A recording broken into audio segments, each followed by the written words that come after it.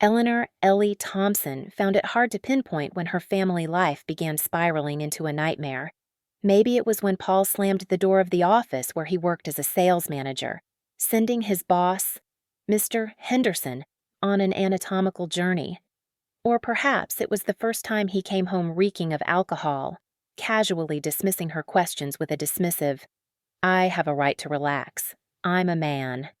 Sitting in the small kitchen of their two-bedroom apartment on the 7th floor of a 9-story brick building, Ellie sifted through these painful memories.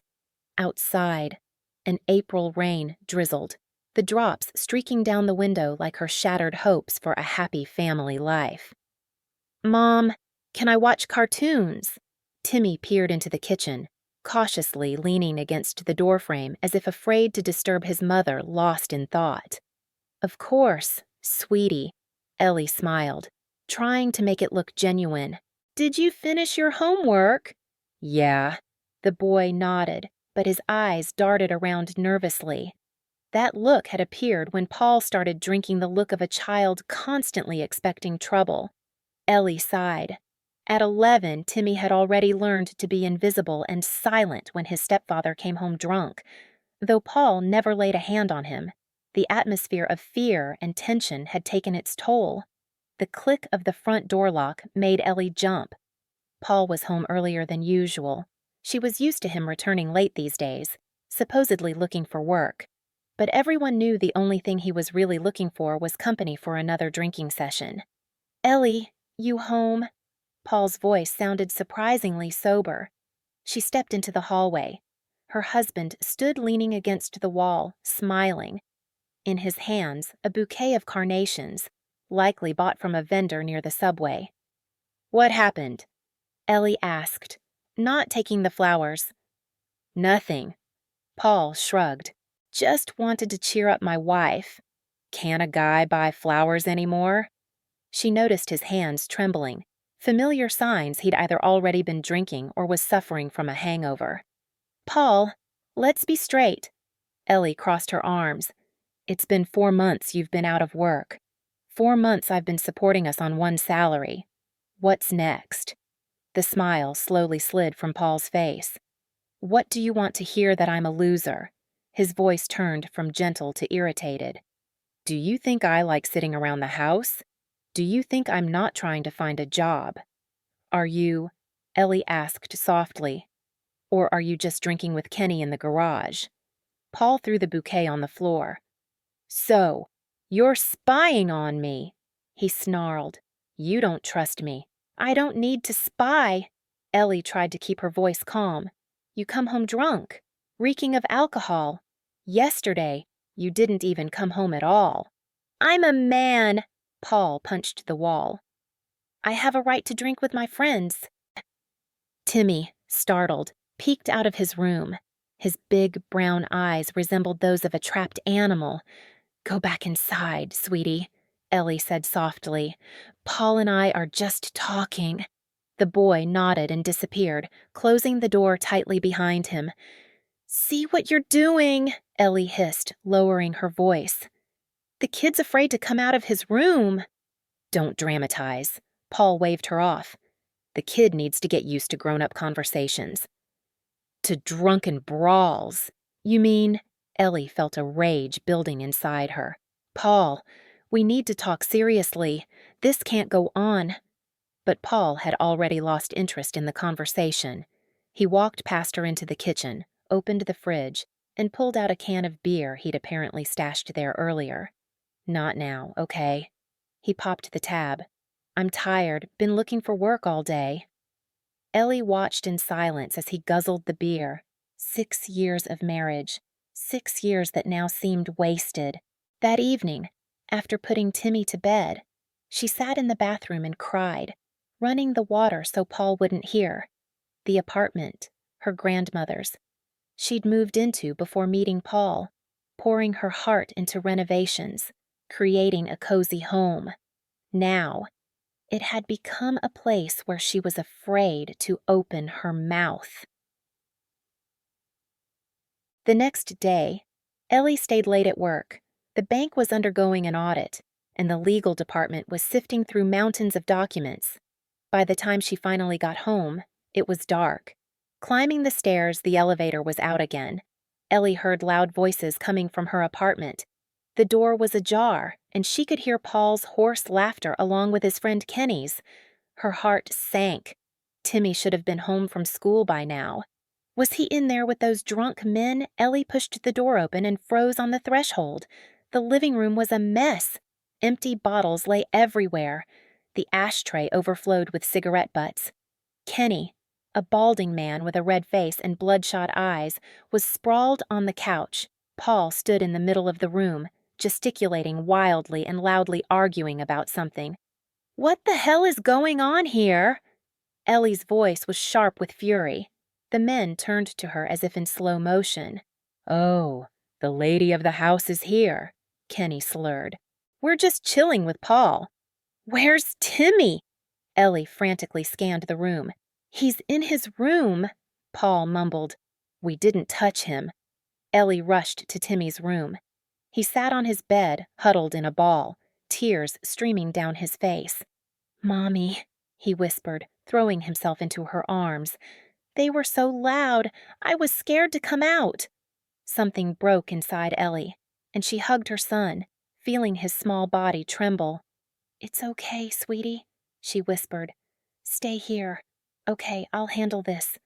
She returned to the living room, where Paul and Kenny were already arguing again, their voices rising. "Get out of my house," Ellie said quietly but firmly. "Both of us." Paul stared at her with a bleary gaze. "I said, get out of here." Ellie raised her voice. "This is my home, and I won't let you turn it into a dump. Listen, lady." Kenny got up from the couch, swaying. "Who are you talking to?" "To you." Ellie retorted. "Get out, or I'm calling the police." "Ellie, what are you doing?" Paul tried to put his arm around her shoulders, but she shoved his hands away. "We're just talking." "You scared my child!" Ellie screamed. Timmy's trembling with fear in his room. "This is the last straw. Paul, I'm filing for divorce." The words burst out, but as she said them, Ellie realized that this was exactly what she wanted: divorce, freedom from this nightmare. "What are you saying?" Paul suddenly grabbed her arm. "Divorce. We're a family. Let go of me." Ellie tried to pull away, but his grip tightened. "I won't let go until you say this was a joke." His eyes gleamed feverishly. "There will be no divorce." "Hey, Paul, cool it." Even Kenny understood that things were taking a bad turn. "Let the lady go." "Shut up," Paul snarled. "This is my wife, and I'll handle it myself." He yanked Ellie towards him, and she cried out in pain. "Mommy!" Timmy ran out of his room. "Let her go!" The boy threw himself at Paul, hitting his back with his small fists. "Timmy!" "No!" Ellie cried. "Go back to your room." Paul unthinkingly shoved the boy, who fell to the floor, hitting his head on the coffee table. At that moment, something clicked inside Ellie. She snatched her phone from her pocket and dialed 911. "Police, I have a disturbance in my apartment. My husband and his drinking buddy are drunk and threatening me and my child. Please come quickly." She clearly stated the address, ignoring Paul's stunned expression. "What are you doing?" he hissed as she put the phone away. "Saving myself and my son."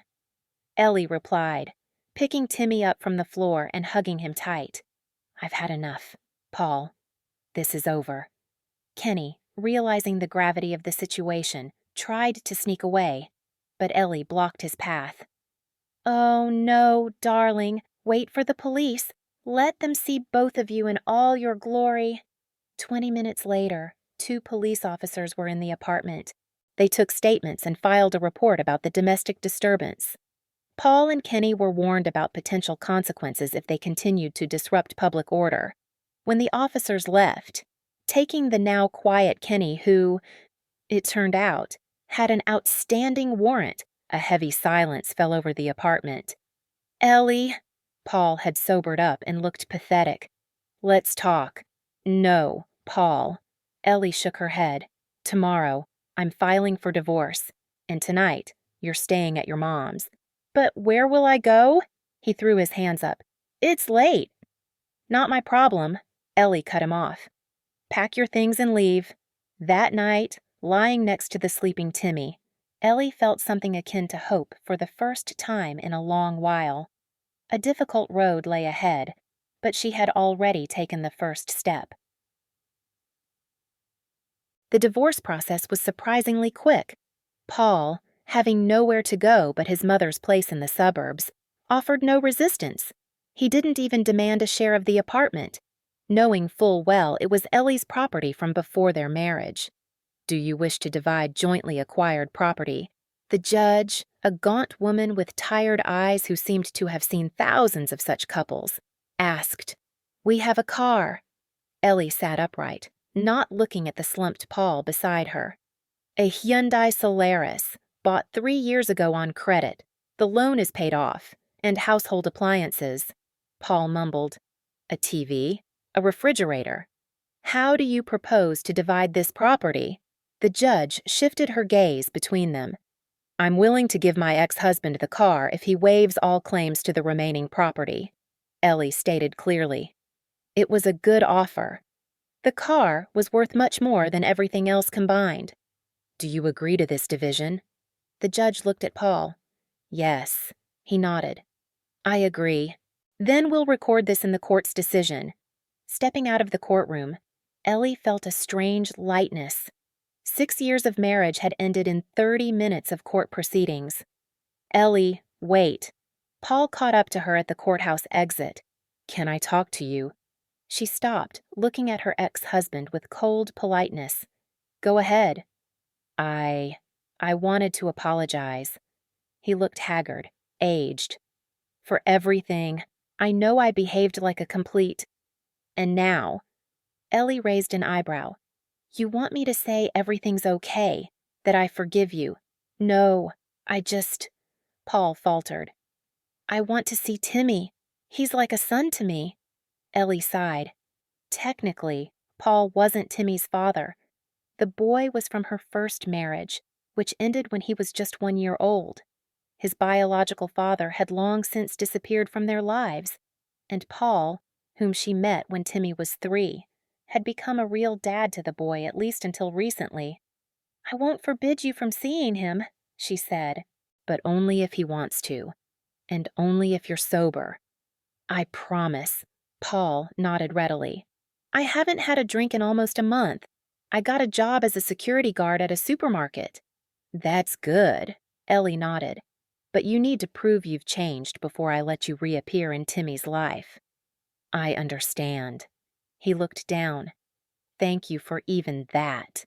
She turned and walked towards the bus stop, feeling his persistent gaze on her back. Despite his remorse, Ellie couldn't bring herself to trust him again. Too many times he had promised to change, and too many times he had broken those promises. The first few weeks after the divorce were strange.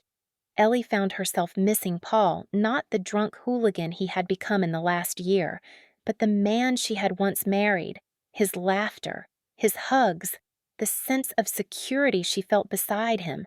But more often, she felt relief. No more tensing up when she entered her own home, no more sniffing the air, trying to detect if her husband had been drinking, no more hiding money so Paul wouldn't spend their last on booze. Timmy had changed too. He spent less time hiding in his room, talked more, smiled more often. One evening, as they watched cartoons together, the boy suddenly said, "You know, Mom, I'm glad Papa Paul doesn't live with us anymore." "Really?" Ellie hugged her son. "You don't miss him." "I do." The boy pondered. "The old Papa Paul who took me fishing and taught me to ride my bike, but not the new one." Ellie felt tears welling up. It hurt to realize that her child understood everything much better than she had thought. "I miss the old Papa Paul too," she confessed. "But sometimes people change, and we can't do anything about it." And he won't come back. Timmy's voice held hope that the answer would be no. Only if you want to see him. Ellie stroked her son's head.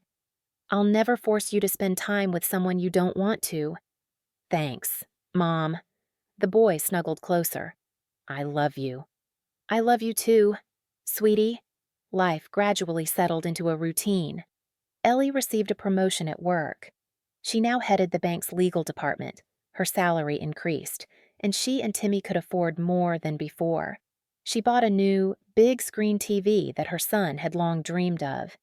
And for Christmas, she gave him a laptop not the most expensive, but a good one with plenty of memory for games and schoolwork. This is the best present ever. Timmy jumped for joy, unwrapping the box. Thanks, Mom.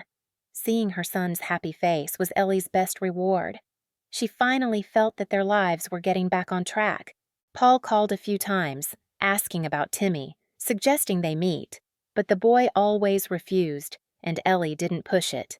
According to Paul's mother, whom Ellie sometimes called out of politeness, her son had indeed found a job and was trying to get his life back together, but by then, Ellie had grown so accustomed to her independence that the thought of her ex-husband returning to their lives only brought discomfort. Almost 4 months passed like this. Life without Paul was calm and predictable. Ellie had forgotten what it was like to constantly live in tension. She even started going to the movies with friends, leaving Timmy with a retired neighbor. That evening, she stayed at work later than usual. A new bank client required special attention, and Ellie meticulously checked every clause of the contract. When she finally left the office, it was already dark. On the way home, she bought groceries for dinner and breakfast at the supermarket, mentally making a list of things to do over the weekend. Maybe she and Timmy would go to the park if the weather was nice, or to that new pizza place the boy had been talking about. As she climbed to her floor, Ellie was already smiling, anticipating seeing her son. But the smile froze on her lips when she saw her door. It was ajar. The lock was clearly broken, the metal plate bent, and the wood around it splintered. Ellie's first thought was, Timmy.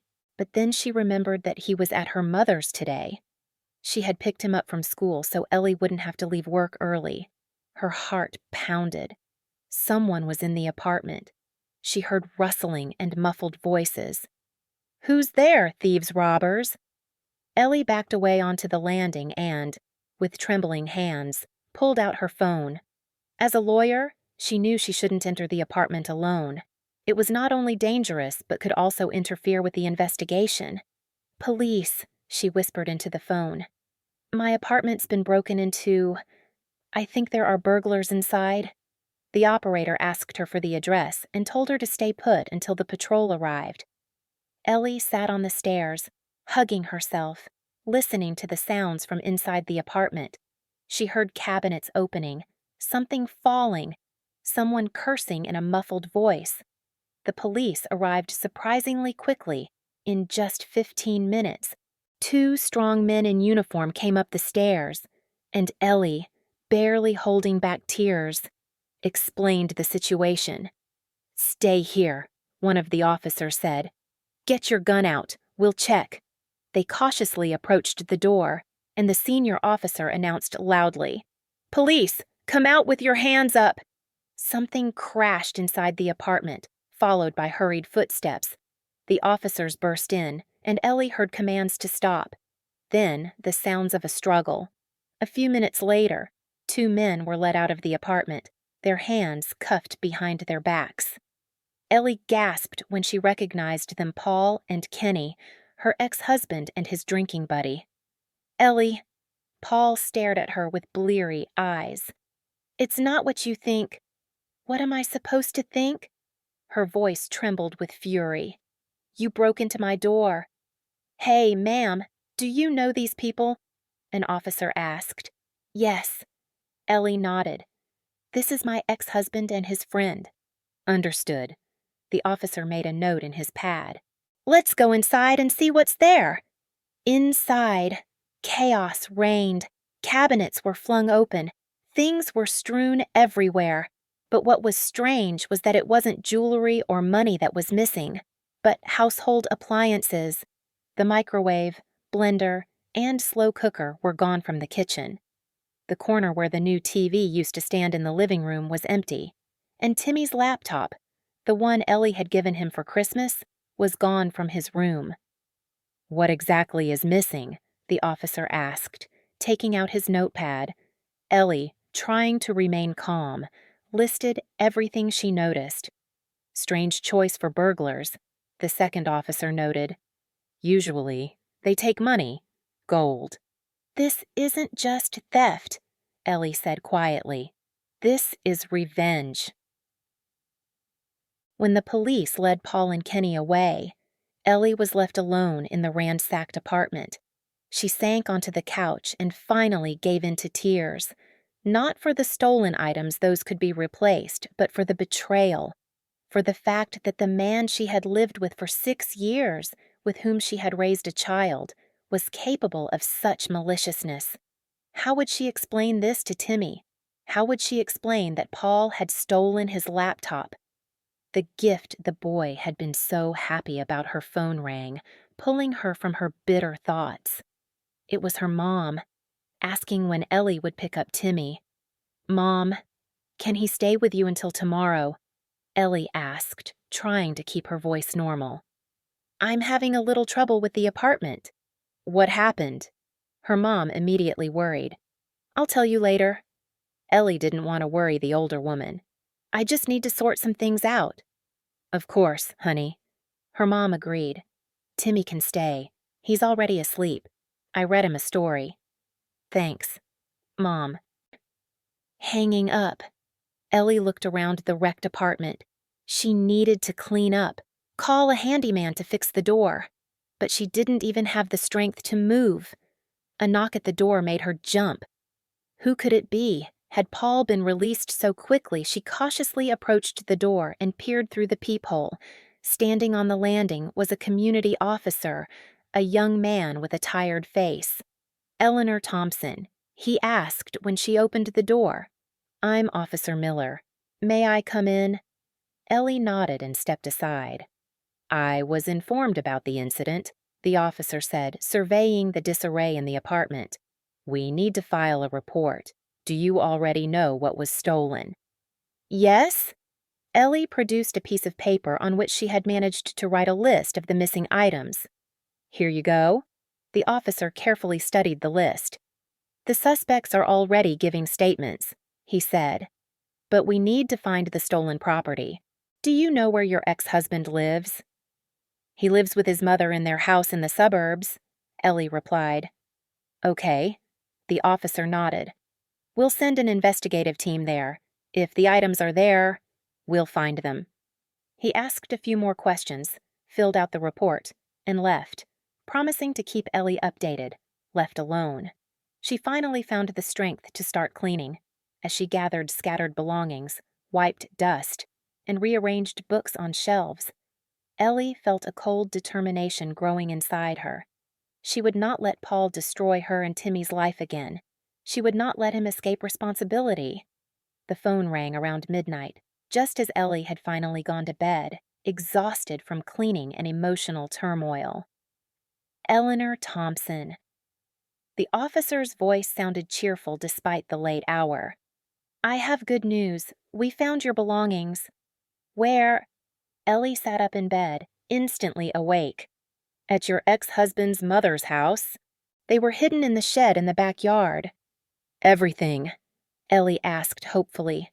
"Almost everything." A hint of doubt crept into the officer's voice. "I'm afraid some items are damaged." "What does that mean?" "It looks like they tried to disassemble the electronics, possibly to sell them for parts."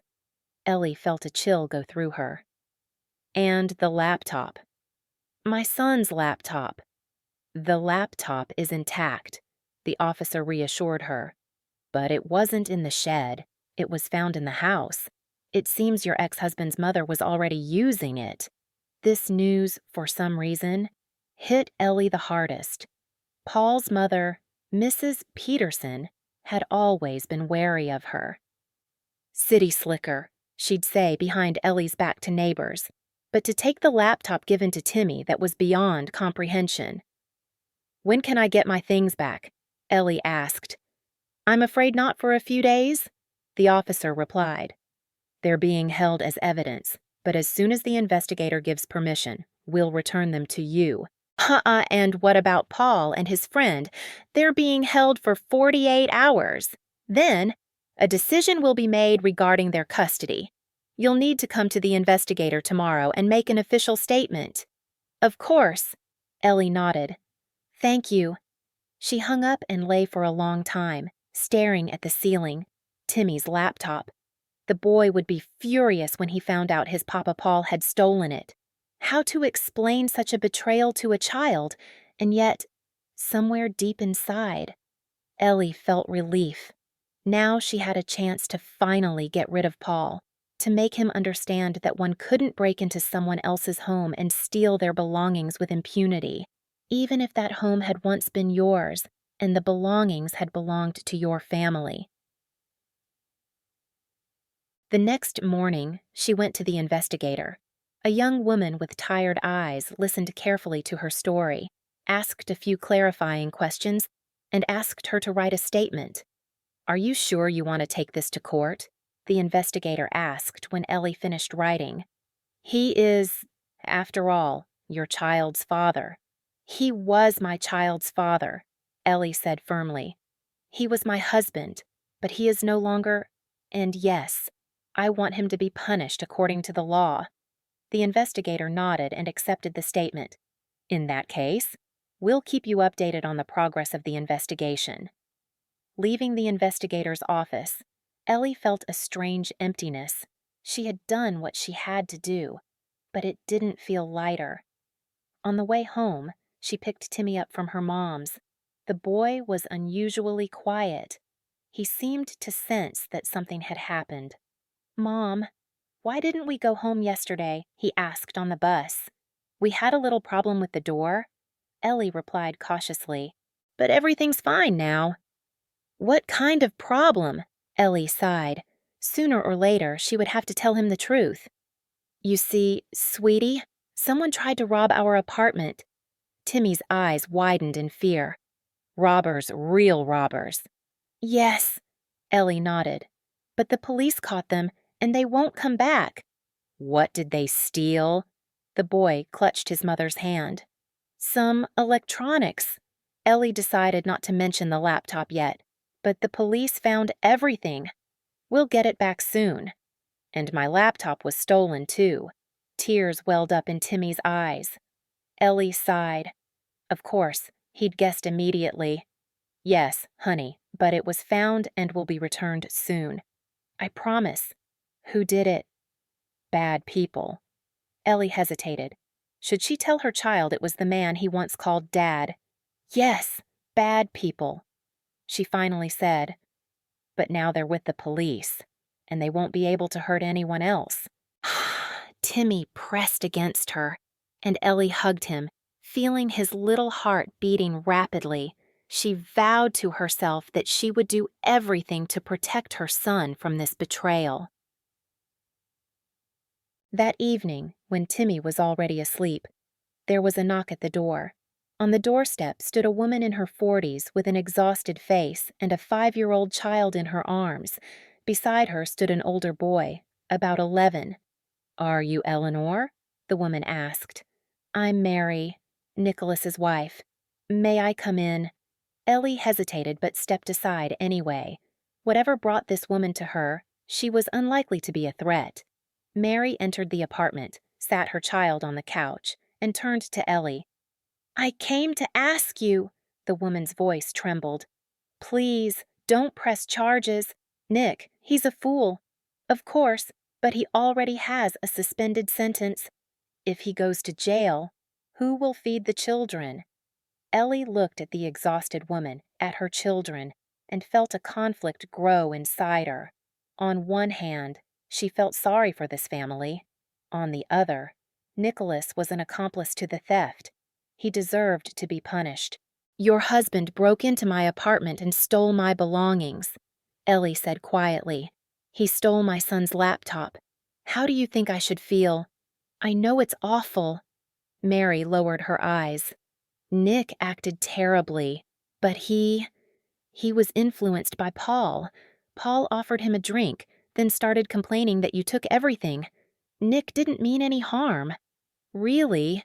And when they were drinking in my apartment and scaring my child, that wasn't meant to harm either," Ellie asked bitterly. Mary was silent, tears streaming down her cheeks. "Please," she finally managed. "Think of the children. If Nick goes to jail, it will be very hard for us." Ellie looked at Mary's children. The older boy sullenly stared at the floor, while the younger just sat, leaning against his mother, sucking his thumb. "I'll think about it," Ellie finally said, "but I can't promise anything." "Thank you," Mary whispered. "Thank you for even that." When she left, Ellie stood by the window for a long time, looking at the dark street. What was right to insist on fair punishment for both thieves, or to pity Nicholas's children, who were innocent in the end? She decided to let the court decide. She wouldn't withdraw the statement, but she wouldn't demand the harshest possible punishment either. Justice must prevail, but not at the cost of innocent children's suffering. Falling asleep that night, Ellie thought about how strangely life was arranged. Not long ago, she and Paul were a family, loved each other, made plans for the future. And now he was in a detention cell, and she hoped he would be punished to the full extent of the law.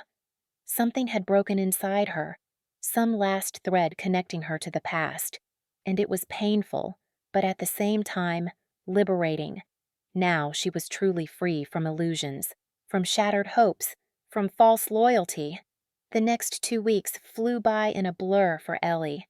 Work, home, endless trips to the investigator, statements, explanations. It felt like she was living in a bad dream and couldn't wake up. The apartment door was fixed the day after the break-in. She had to pay a considerable amount to the handyman who installed a new, more secure lock. Now, every time she opened the door, Ellie recalled that evening and felt an unpleasant chill down her spine. Timmy started sleeping restlessly. Sometimes he would wake up in the middle of the night and call for his mom. Ellie would come, hug him, whisper that everything was fine, that no one would hurt them. But the boy took a long time to calm down. "Mom, when will I get my laptop back?" He asked every day. "Soon, sweetie," Ellie replied, though she herself was starting to doubt. As soon as the police finished their investigation. One morning, as they were having breakfast, Timmy suddenly put down his spoon and looked seriously at his mother. "Mom, was it Papa Paul who stole my laptop?" Ellie froze. She thought the child hadn't guessed yet, as she had tried to shield him from this bitter truth. "Why do you think that?" she asked cautiously. "I heard you talking to Grandma on the phone," Timmy admitted. "You said Paul and his friend robbed us." Ellie sighed. She should have been more careful. "Yes, it was him," she finally said. "And I'm so sorry that happened." To her surprise, Timmy didn't cry or get angry. He just nodded, as if confirming what he had long suspected. "I knew it," he said. "When you said robbers, I immediately thought it was him. He always looked at my laptop when he came over and once said I didn't deserve such an expensive thing." Ellie felt rage boiling inside her. She hadn't known this? Paul had said that to her child. "Why didn't you tell me?" she asked, trying to keep her voice calm. "I didn't want to upset you." Timmy shrugged. "You were always sad enough when he started drinking." Ellie hugged her son, holding him close. Her little protector. He had tried to shield her when she should have been protecting him. "No one will ever hurt you again," she whispered. "I promise." A week after the theft, Ellie was called to the investigator's office. When she entered the room, an elderly woman with a stern, unpleasant face was already sitting there, Mrs. Peterson, Paul's mother. "Well, well," her mother-in-law hissed, giving Ellie an unfriendly look. "Satisfied you got what you wanted?" "Mrs. Peterson, I'd ask you to calm down." The investigator, a man in his 40s with receding hair, said tiredly, "We're not here to air grievances." "Then what are we here for?" The woman persisted. "To put my son behind bars, as if divorcing him and taking everything wasn't enough. Now she wants to send him to jail." "I didn't take anything from him," Ellie said quietly but firmly. "We divided the property fairly. Paul himself agreed to the terms." "Fairly, Mrs. Peterson threw up her hands. "Old junk, and she pushed that car on him, knowing it would fall apart soon." "That's enough!" The investigator slammed his hand on the table. "If you cannot behave civilly, I will ask you to leave. Mrs. Peterson, one more word, and I'll call security to escort you out. We are discussing a criminal case here, not your family squabbles." Her mother-in-law pursed her lips but remained silent. "All right." The investigator turned to Ellie. "Your statement still stands. Do you insist on prosecuting the accused?" Ellie paused for a moment. Images flashed before her eyes, a frightened Timmy trembling in his room while Paul and Kenny partied, her son opening the laptop box and jumping for joy, Mrs. Peterson calmly playing solitaire on the stolen computer. "Yes," she said firmly.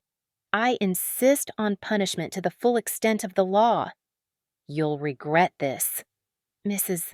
Peterson hissed. "I swear, you'll regret it." "That's enough." The investigator stood. "Security." A police officer entered the room. "Escort this woman out," the investigator ordered, "and don't let her back in without my permission." When Mrs. Peterson was escorted away, the investigator tiredly rubbed his temples. "I apologize for that," he said. "Relatives often don't understand the seriousness of the situation." "It's okay." Ellie shook her head. "I'm used to her." "In any case, the case will be forwarded to court in the next few days. You will be called as a victim." "And when will I get my things back?" "As soon as the forensics are complete. I think within a week." Leaving the investigator's office, Ellie felt a strange emptiness. She had done what she believed was right, but there was no lightness, only a heavy, bitter feeling that someone once close had turned into a stranger and an enemy. The trial was set for mid-May. Ellie was nervous, unsure what awaited her. She had never been involved in criminal proceedings before, only civil cases for work. On the day of the trial, she dressed formally a dark blue suit, a white blouse, minimal makeup. She left Timmy with her mom. The child didn't need to witness this process. The courtroom was small and stuffy. The spectator benches were empty. No one cared about a routine theft. Only in the far corner sat Mrs. Peterson, hands clasped in her lap, lips pursed. Paul and Nicholas were brought in under escort. Both looked disheveled and unkempt. Ellie barely recognized her ex-husband, gaunt, with hollow eyes. He seemed to have aged 10 years. When their eyes met, Paul quickly looked away. The trial proceeded. Charges were read, defendants questioned. Both pleaded guilty. Then Ellie was called. She recounted how she discovered the break-in, how she called the police, how she identified the perpetrators. "Do you have any questions for the victim?" the judge asked, addressing the defense attorneys. Paul's lawyer, a young man with a nervous face, stood up. "Tell me, Eleanor Thompson, did you have any conflicts with your ex-husband regarding the division of property?" "No," Ellie replied firmly. "We divided everything by mutual agreement. Paul got the car, I got the appliances." "And could it be that he considered this division unfair?" "Perhaps." Ellie shrugged. "But he voluntarily agreed to those terms. And in any case, it doesn't justify breaking in and stealing." The lawyer asked a few more questions, trying to imply that Paul simply wanted to retrieve his belongings. But Ellie stood firm.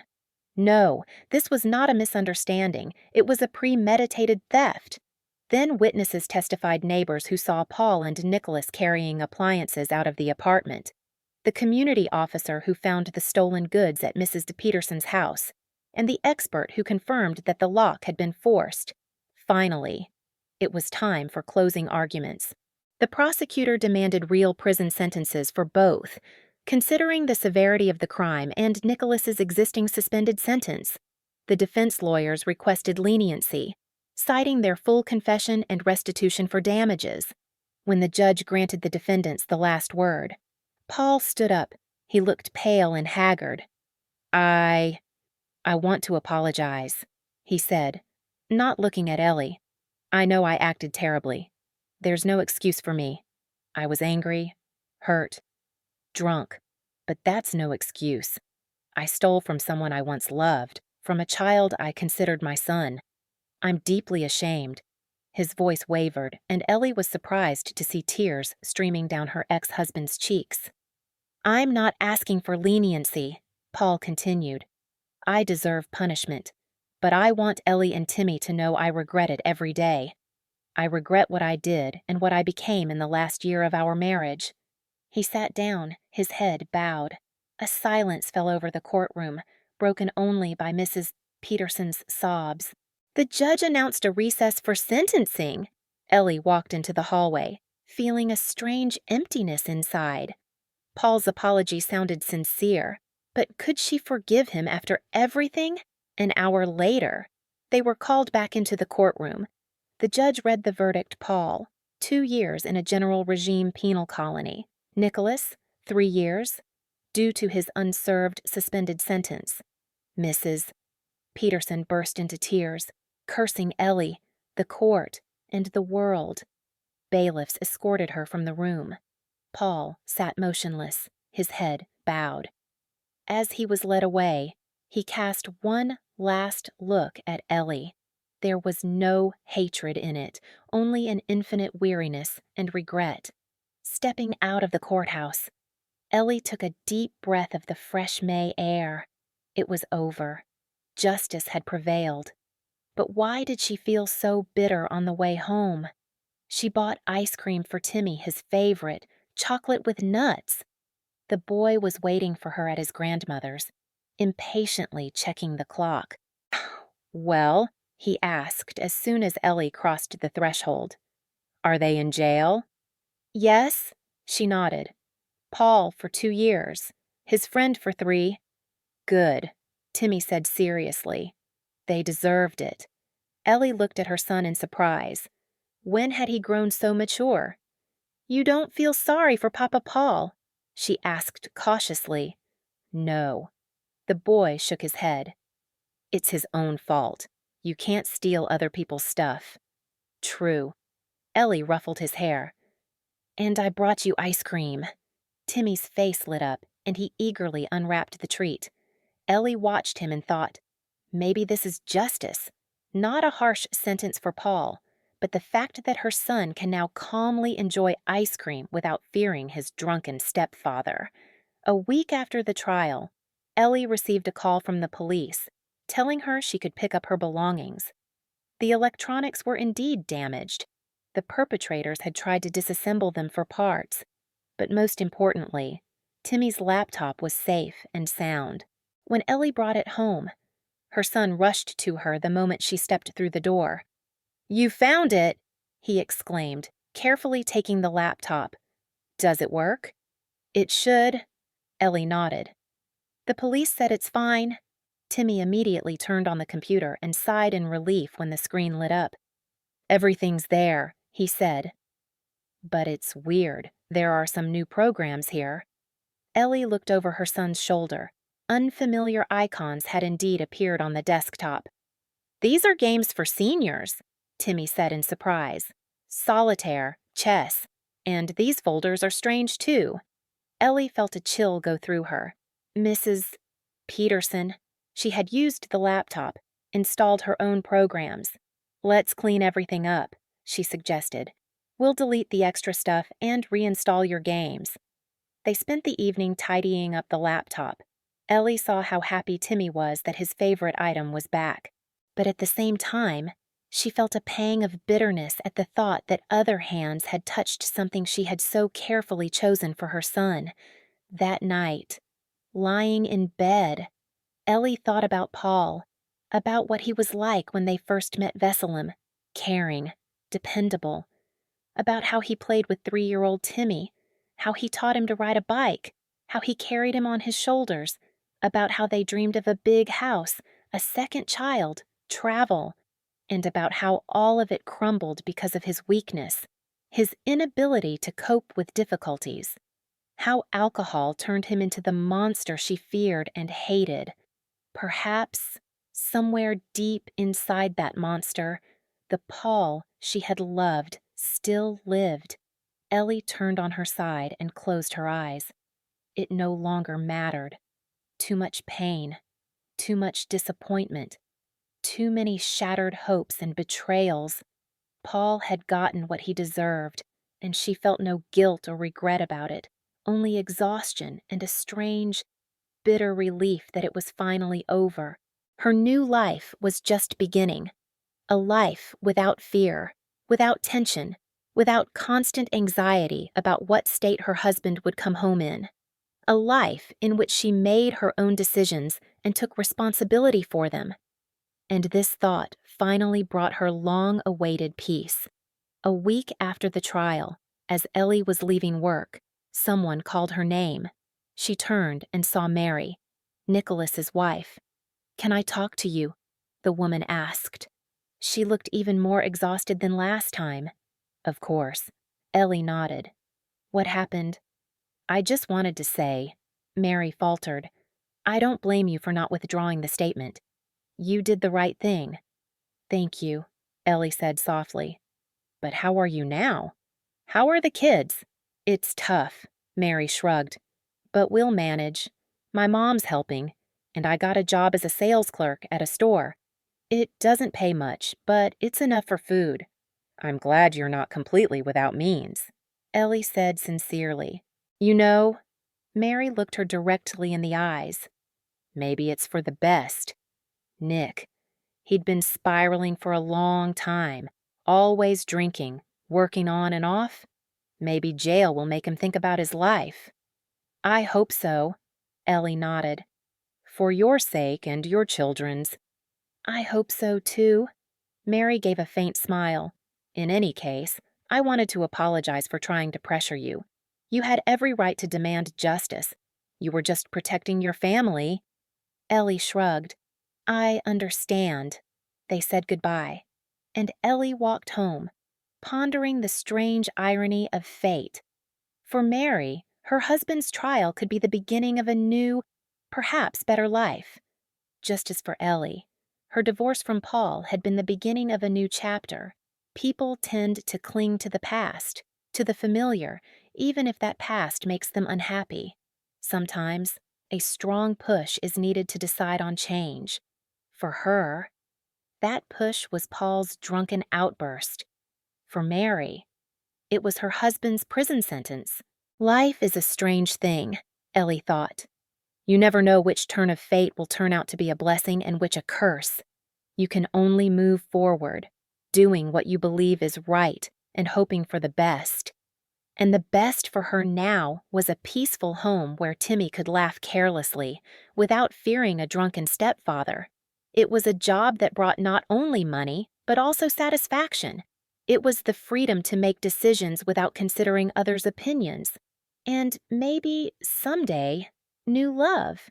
But that was a completely different story. For now, she simply walked home, where her son, beloved books, and a hot cup of tea awaited her. And that was enough for happiness. The June sun filled the apartment with golden light.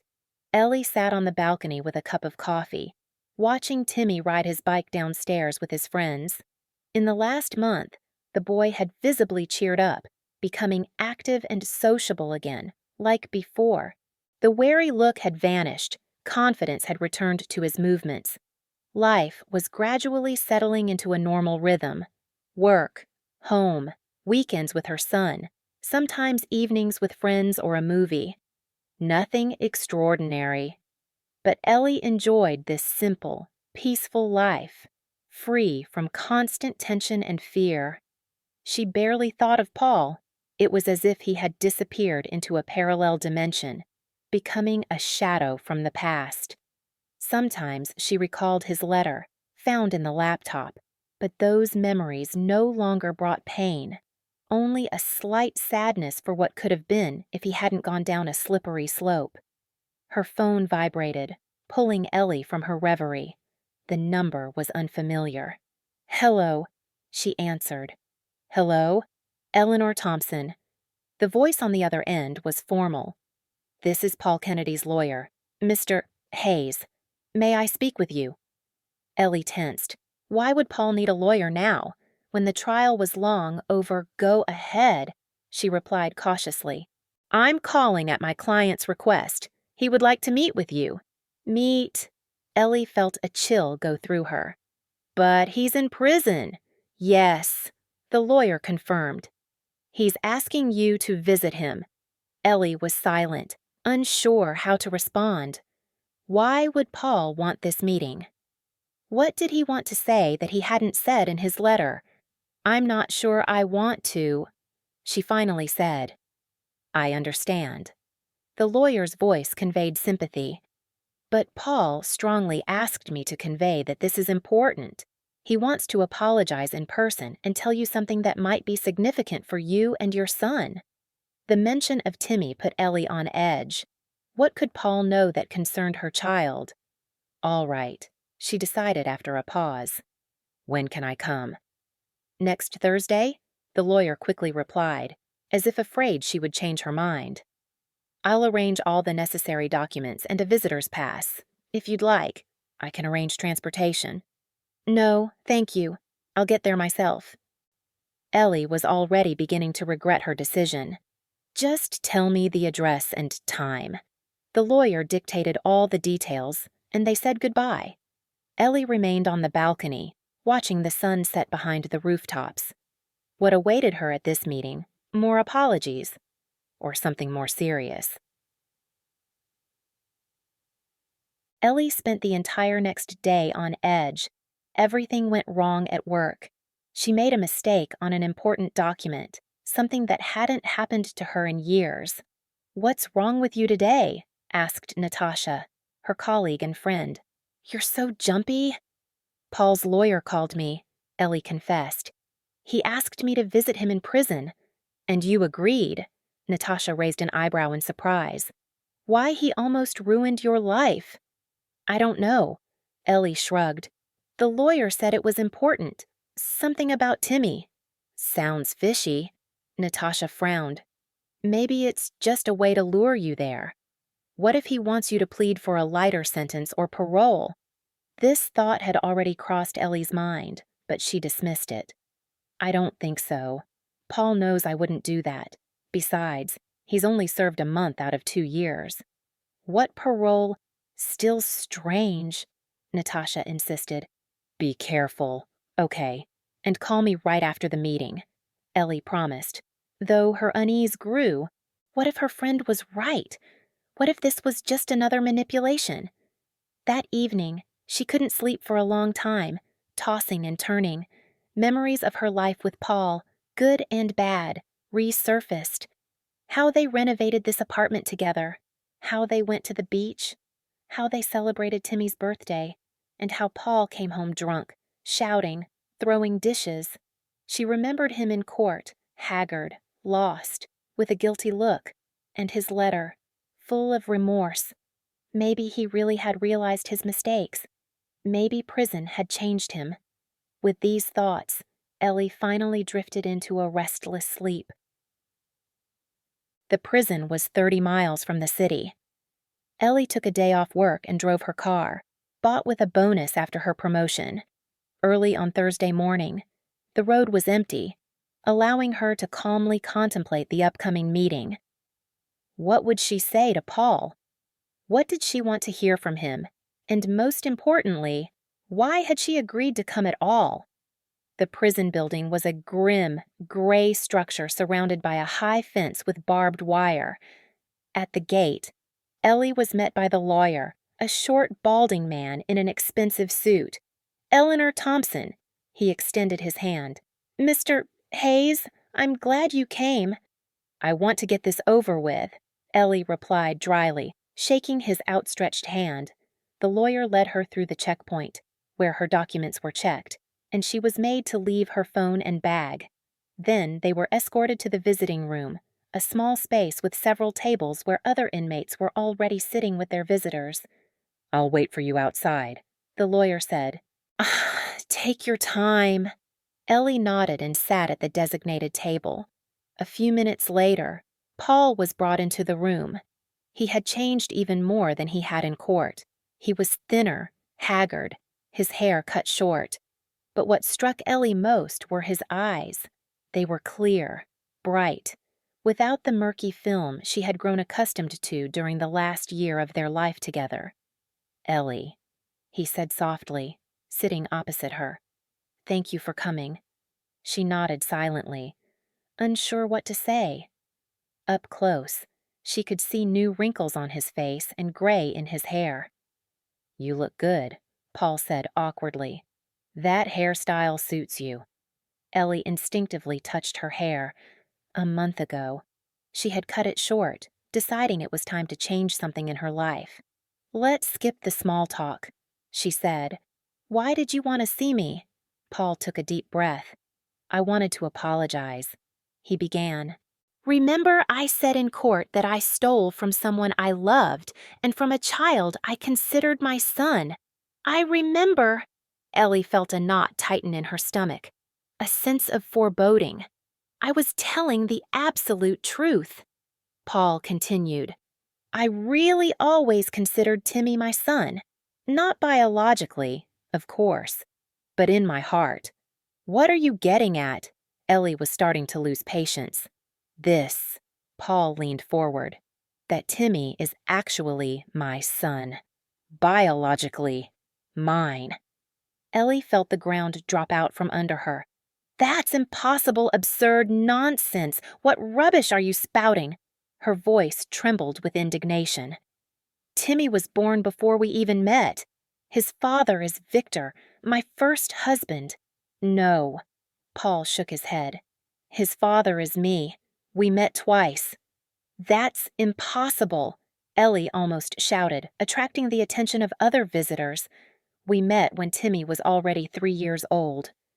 We met twice, Paul said quietly. The first time, 4 years before you remember. Ellie froze, trying to process his words. What was it? At the Metropolitan nightclub. Paul spoke slowly, looking her directly in the eyes. I was celebrating a friend's birthday. You were with your friends. We met at the bar. You were wearing a blue dress with sequins. Ellie felt a chill run down her spine.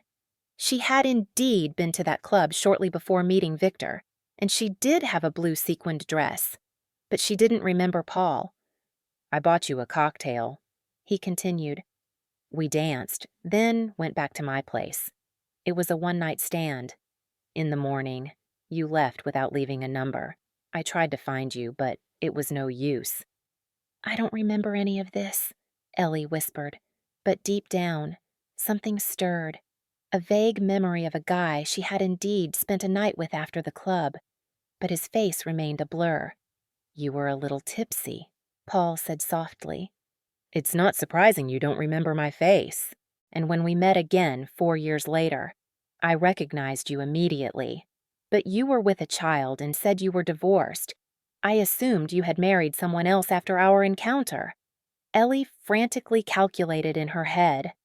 If what Paul was saying was true, the timing matched up. She had indeed met Victor soon after that night at the club and became pregnant almost immediately. This is just crazy. She shook her head. Victor is Timmy's father. We were married when he was born. Did you do a paternity test? Paul asked. No, she said firmly. That's impossible. You're just trying to manipulate me. Why? Paul's voice held bitterness. What does it get me? I'm in prison anyway. We're divorced anyway. I just wanted you to know the truth. And where's this confidence coming from? Ellie crossed her arms. Did you keep Timmy's DNA sample all these years? No. Paul shook his head. But when you showed him to me for the first time, I noticed a birthmark on his shoulder exactly like mine and my father's, in the shape of a crescent moon. Ellie felt a chill go through her. Timmy did have such a mark. She had always thought it was just a coincidence. And also, Paul continued, he's allergic to strawberries. Like me, and his blood type is O negative, a rare type. Like mine. How do you know his blood type? Ellie whispered. Remember when he was 7? He went to the hospital with appendicitis. The doctor asked about the parents' blood types. You said yours was a positive. I said mine was O negative. The doctor said Timmy's was the same.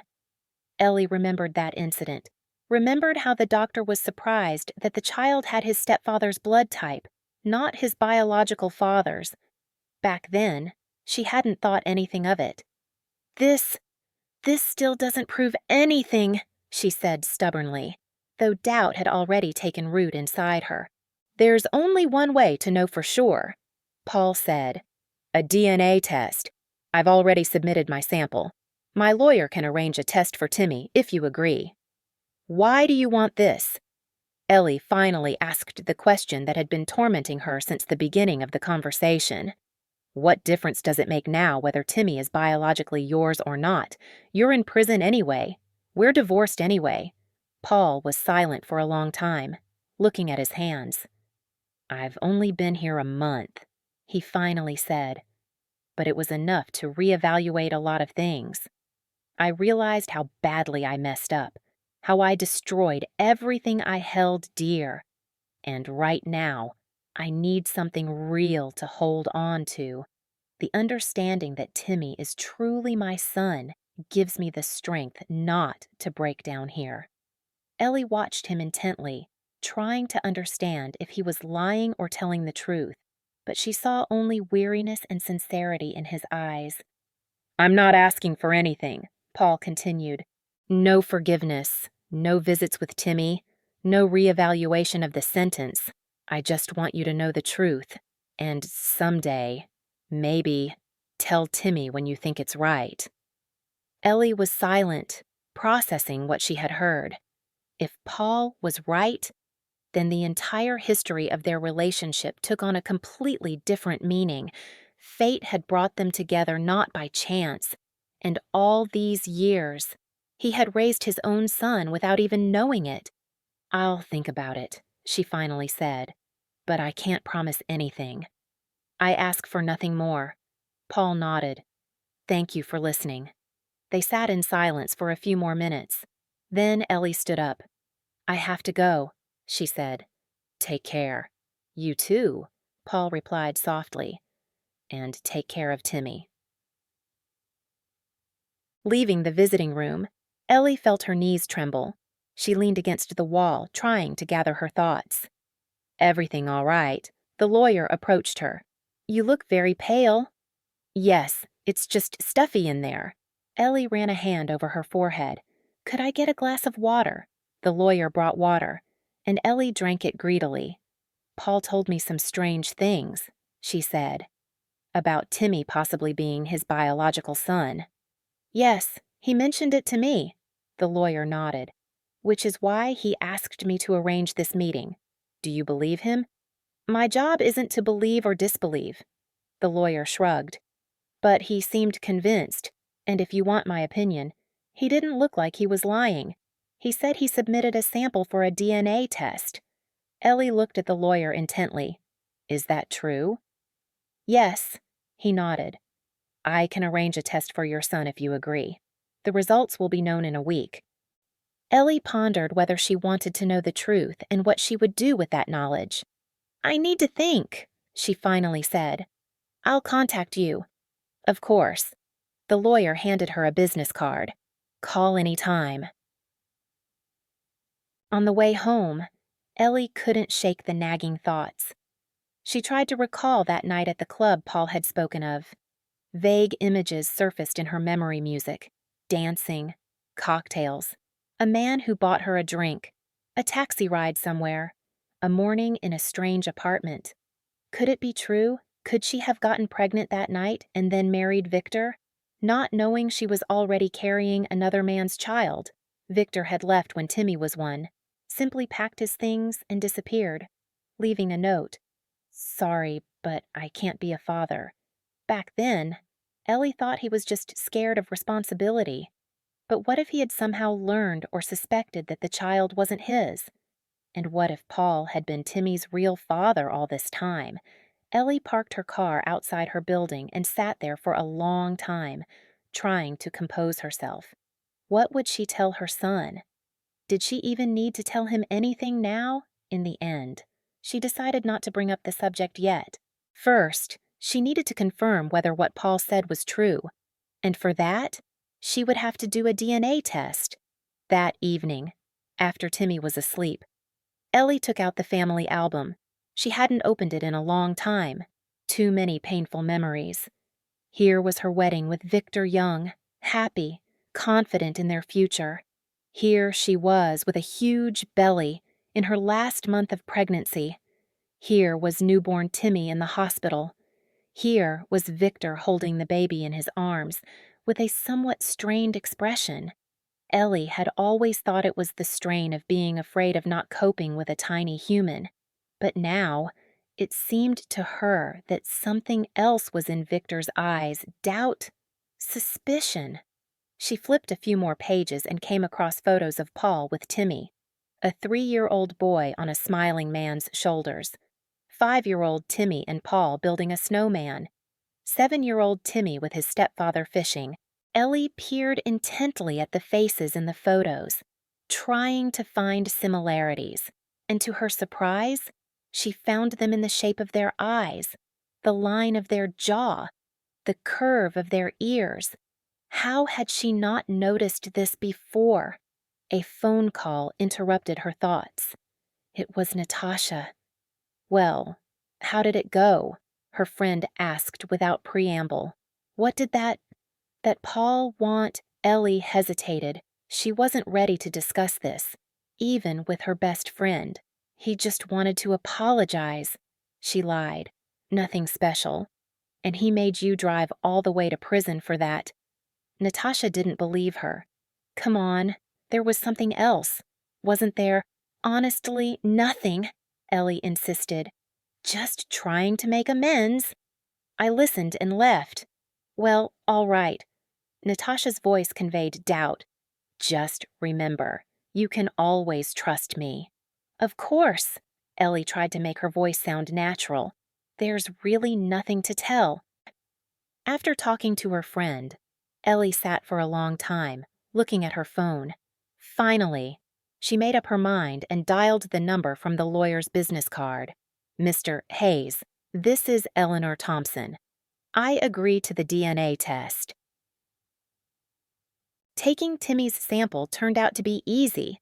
Ellie told him it was for a school biology project, studying inherited traits. The boy readily allowed her to take a swab from the inside of his cheek. Paul's lawyer picked up the vial the next day, promising results within a week. That week seemed endless to Ellie. She couldn't focus at work, slept poorly, and constantly thought about what she would tell Timmy if the test confirmed Paul's words. And then, finally, the envelope with the results was in her hands. Ellie hesitated for a long time before opening it. Whatever was inside, it would change their lives forever. With a pounding heart, she tore open the envelope and pulled out the sheet of paper with the official laboratory letterhead. Her eyes immediately fixated on the crucial part: probability of paternity 99.99%. Paul hadn't lied. He was indeed Timmy's biological father. Ellie sank into a chair, feeling the ground give way beneath her. 6 years. 6 years they had lived together, raised a child, without suspecting that they were connected not only by marital ties, but also by the blood relation of their son. Fate had played a strange trick on them, brought them together, separated them, and then brought them together again, only to separate them once more.